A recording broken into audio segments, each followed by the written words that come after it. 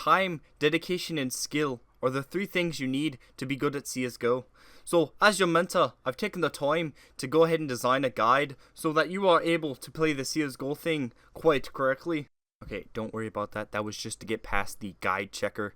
Okay, whatever they do, they just open up whatever guide that I send in to them. They check if it's an American accent, and if it is, they throw it right in the trash. It's like they know that everybody in the United States is just shit at CSGO.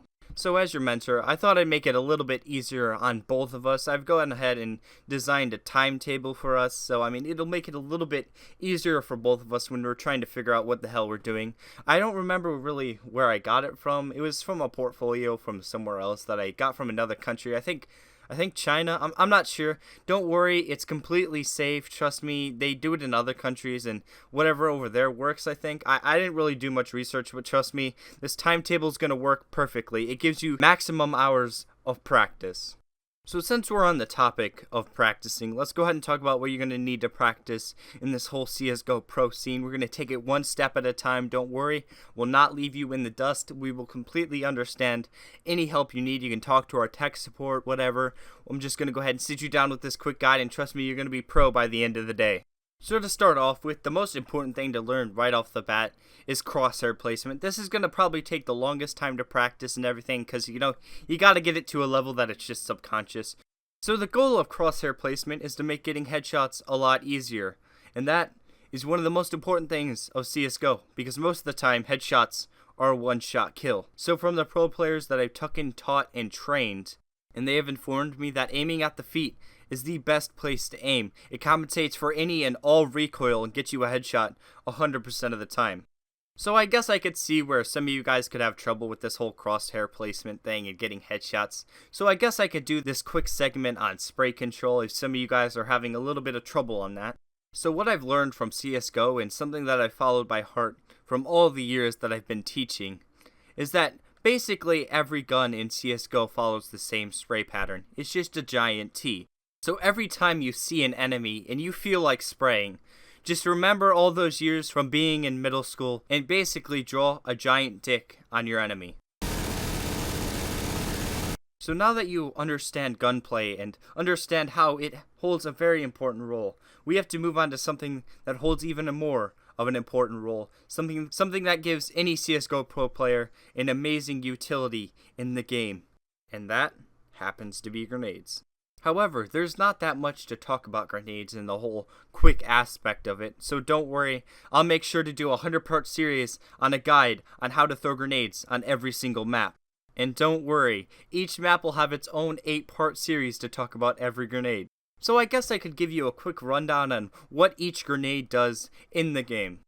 So I guess we're going to go ahead and start off with the smoke grenade, the most used CSGO grenade. Now the smoke grenade was created from the remnants of a Snoop Dogg party, and is used to blind the fuck out of your enemies as you casually just walk by as some noob is spraying through the smoke with a Negev.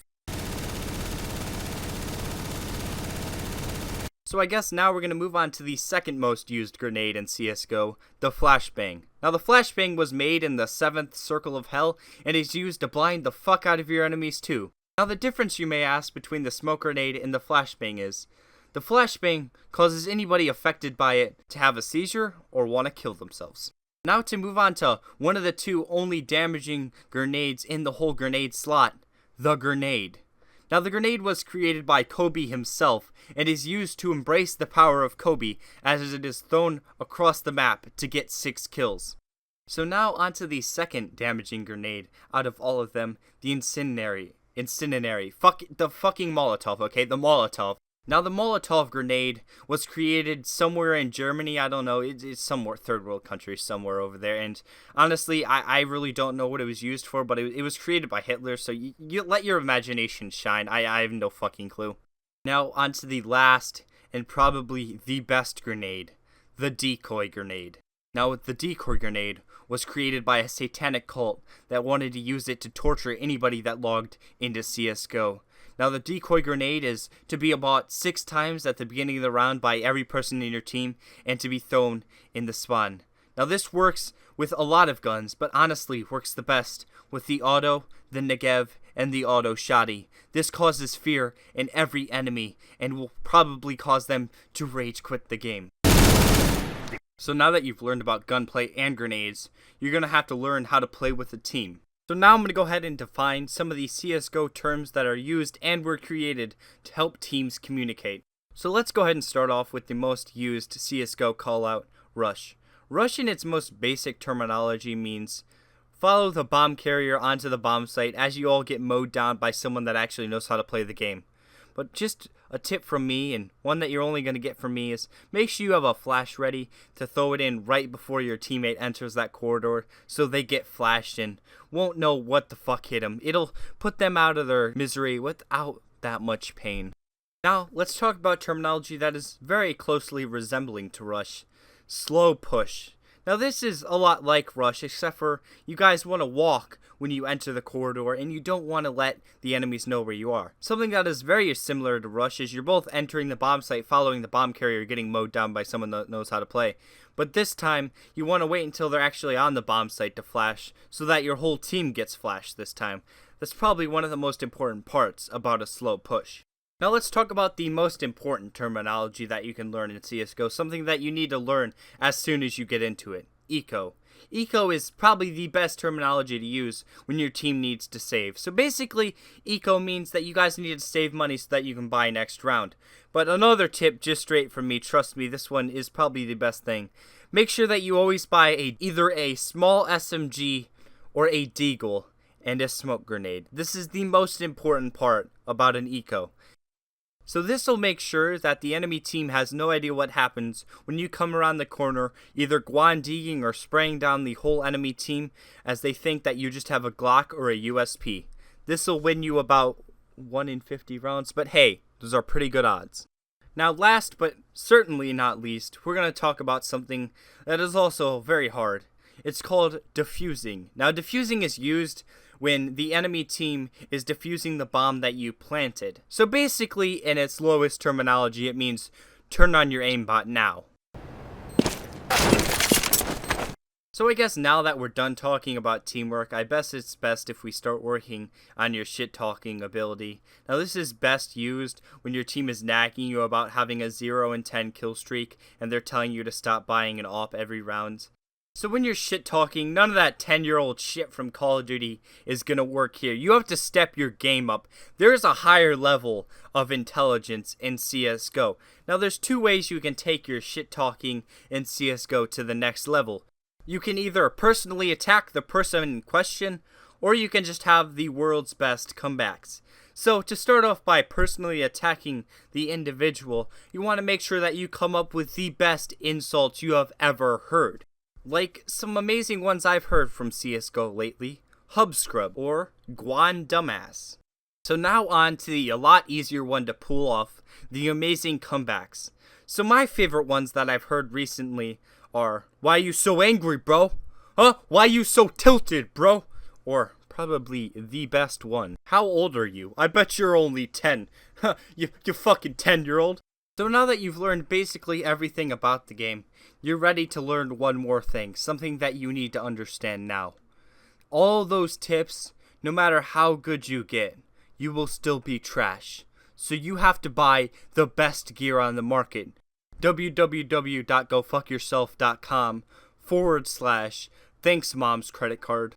And off this website you can get the top tier equipment, a 1 million DPS mouse, a 1000 million hertz monitor, and probably the best PC on the market. No, it's even better than that.